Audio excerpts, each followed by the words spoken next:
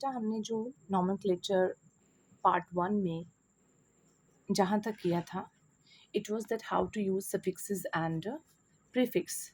सो suffix की अगर हम बात करें तो हमने बात की थी कि we have 3 hydrocarbons with carbon carbon single bond linkage, carbon carbon double bond linkage and carbon carbon triple bond linkage, जिसमें हम इस्तेमाल करते हैं ene and yne. Then we talked about the functional groups, जो मैंने आपको 4 मेन फंक्शनल ग्रुप्स बताए हैं। ठीक है, सो प्रीफिक्स हमें यही बताता है कि कहाँ पर फंक्शनल ग्रुप लगा है।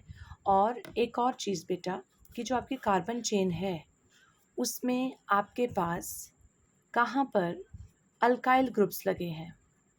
अब उससे पहले कि आप अल्काइल ग्रुप्स इस्तेमाल करें, you must have the knowledge of an alkyl group. So बेटा सपोज ये है आपके पास the very first member of alkane family, this is methane. अगर मैं इस मीथेन में से बेटा एक H रिमूव कर दूं तो मेरे पास क्या बन जाएगा, CH3, और साथ में क्या रह जाएगा, एक मेरे पास बॉन्ड।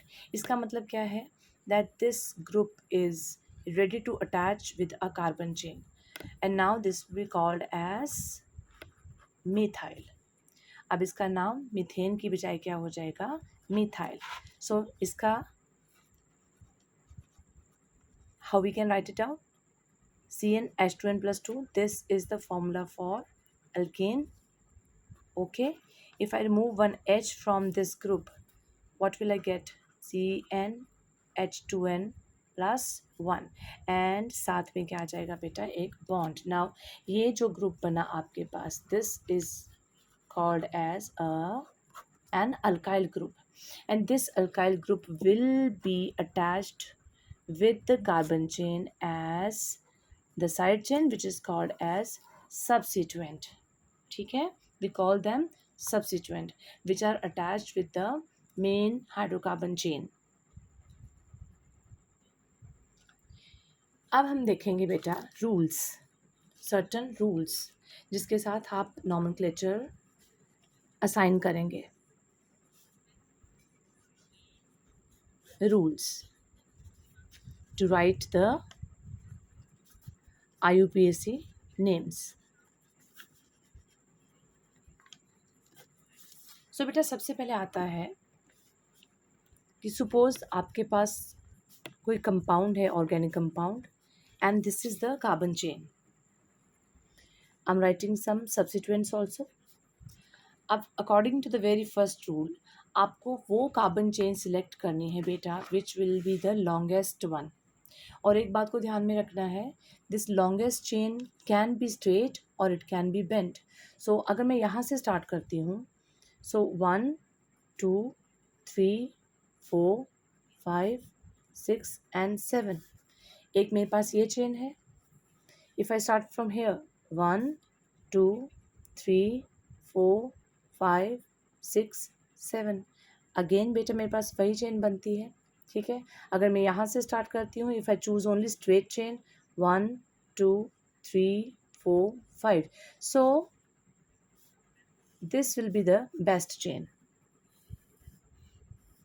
सो मेरा फर्स्ट रूल क्या है, I have to select a longest chain and it may be straight, may not be straight. Okay, so यहाँ पर जो सेकेंड ग्रुप, सेकेंड पोजिशन पे जो कार्बन लगा है, they will be treated as substituent. So second group पे, second number पे, third number पे मेरे पास क्या लगे हैं, 2 सब्स्टिट्यूएंट्स। ओके बेटा, ओके।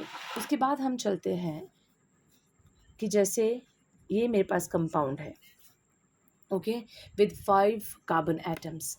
अब यहाँ पर आपके पास सपोज 2 मिथाइल ग्रुप अटैच है। I am balancing this with hydrogen H H H H।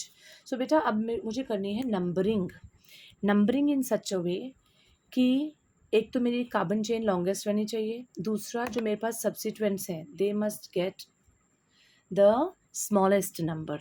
Okay, so 1 2 3 4 5।